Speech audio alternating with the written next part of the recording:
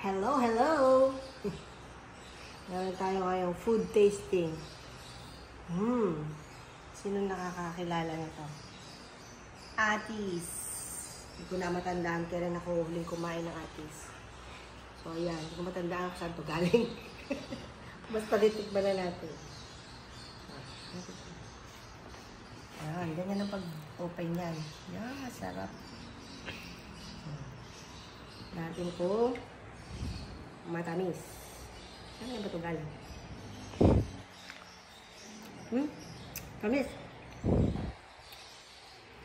Ito lang. Mas marami pa yung buto niya kasi sa laman niya.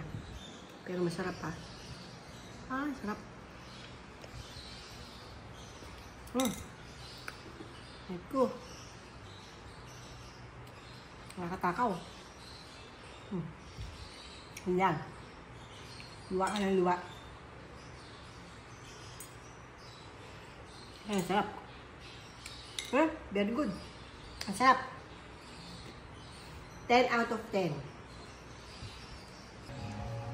Okay. First time mo kumain ng atis? Laging naubos ni Mama. Ngayon. Anong comment mo sa lasa niya? Para siyang guyabano pero maano siya, wala yung asin. Okay. Yung texture niya parang guyabano. Minus yung asim. Yan, tamis yung malalasahan mo. Wala ako yung asin, may putok. Yun lang. Yun lang. Masarap naman. Masarap? Ano mo, rate mo sa kanya? Perfect and 10. Anong rate mo sa kanya? Parang, 8?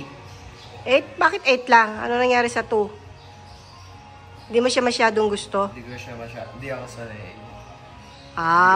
Bago sa panlasa mo. Pero masarap naman, matamis. Okay. Not bad. 8 out of 10. Yan. Closer look sa ating atis.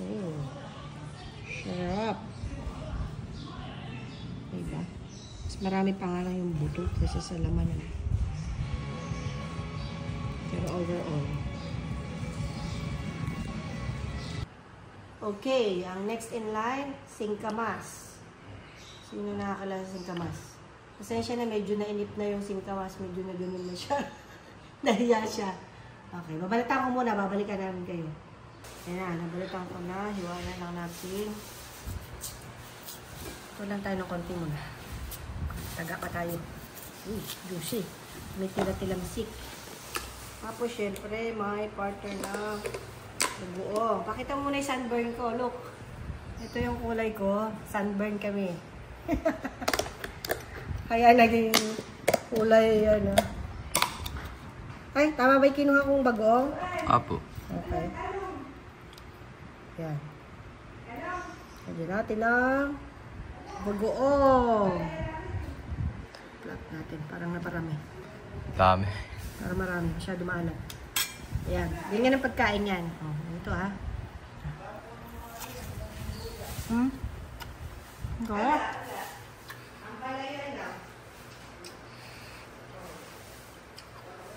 Juicy, juicy.